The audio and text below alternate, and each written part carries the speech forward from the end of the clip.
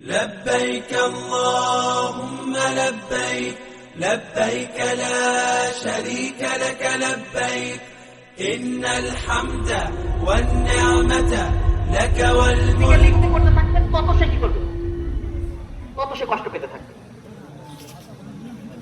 আরেকটা বিষয় আছে, এখন আপনি যখন এই কাটবেন, এই সুন্নাতের ভিতরে, এই রীতির ভিতরে দেখুন কত সৌন্দর্য, এটা বিজ্ঞান প্রমাণ করেছে। সেটি হলো, এরপরে আপনি এটা কাটার পরে আপনি কখনো আপনার মেরুদণ্ডের ভিতরে একটা মোটা রড আছে, এই রডটা কাটবেন না। আমরা অনেক সময় দেখেছি যে ওই মেরুদণ্ডের ভিতর থেকে যে রডটা আসে, ওইটা ছুরির মাথা দিয়ে এরকম খুসায় খুসায় ওইটা আমরা কি করি, অনেক সময় ওইটা কেটে দিই। কিন্তু এই কাটাটা মাকরুহে তাহরিম, এটা মাকরুহ, জঘন্যতম একটা অন্যায়। কারণ হলো যে যখন এই রডটা যখন কাটা হয়, কণ্ঠনালী খাদ্যনালী যখন কাটা হয়, তখন আপনার ওই পশু আপনার ব্রেন ও আপনার ইনফরমেশন পাঠায় যে এরকম কোনো জায়গা মানে কোনো রকম বড় বিপদ ঘটছে, রক্ত যা আছে তাতে পাঠাও। তখন রক্ত কি করতে থাকে, চোখ আসতে থাকে, তখন এসে যেখানে কাটা আছে ওই জায়গা দিয়ে কি করতে থাকে, দ্রুত গতিতে রক্ত বের হইতে থাকে।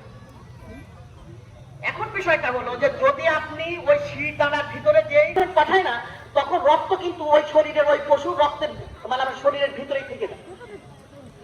এখন বিষয়টা হলো যে যদি কোনো পশুর শরীরে রক্তের পরিমাণ যত বেশি থাকবে, ওই পশুর গোশত তত খাদ্যের অনুপযোগী হিসেবে বিবেচিত হবে।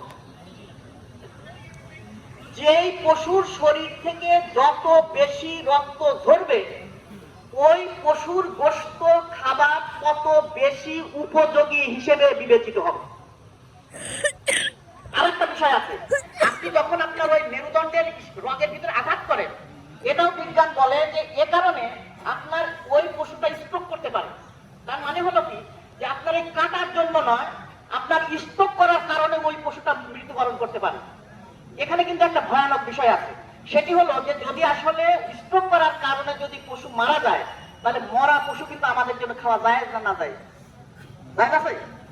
মরা পশু কিন্তু আমাদের খাওয়া যায় না, একটা মানে গুরুত্বপূর্ণ একটা বিষয়। তো সুতরাং আমরা কিন্তু বৈধ করে জবাই করে খাই, আমরা মরা জিনিস কিন্তু আমরা খাই না। তো সুতরাং আপনার যেন এই আঘাতটা না করবেন, আপনার জবাই করার পরে হাত পা তো বাঁধা থাকবে ঠিক মতো, আপনার এই পশুকে শান্ত হতে দেন, ও হাত পা নেড়ে নেড়ে যতটা নাড়াবেন ততটা রক্ত কি হবে, ওই জায়গা দিয়ে গলা দিয়ে বের হবে। তো যত রক্ত বের হবে, ওই পশুটা আপনার তত খাদ্য উপযোগী হিসেবে বিবেচিত হবে। এক তো বিজ্ঞানসম্মত, দ্বিতীয়ত রাসূল সাল্লাল্লাহু আলাইহি ওয়াসাল্লাম ইহসানের সাথে জবাই করার কথা বলেছেন। সম্মানিত সুধীবৃন্দ, সম্মানিত মুসল্লিয়ানে কেরাম, আপনারা যারা এখনো পথে আছেন, খুব তাড়াতাড়ি চলে আসেন। আমার ঘড়িতে 24 বাজে, আর মাত্র 6 মিনিট, আর মাত্র 6 মিনিট আছে। আমি আপনাদেরকে অনুরোধ করছি, আপনারা দয়া করে তাড়াতাড়ি চলে আসেন, তাড়াতাড়ি আসেন।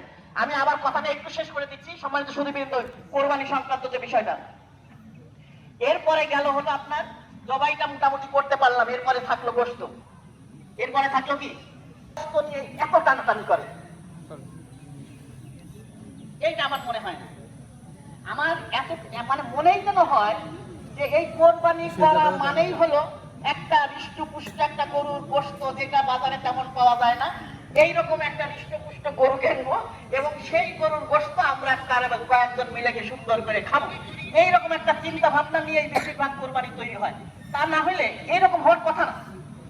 আর আপনারা আমাদেরকে আপনারা মনে করেন যে এই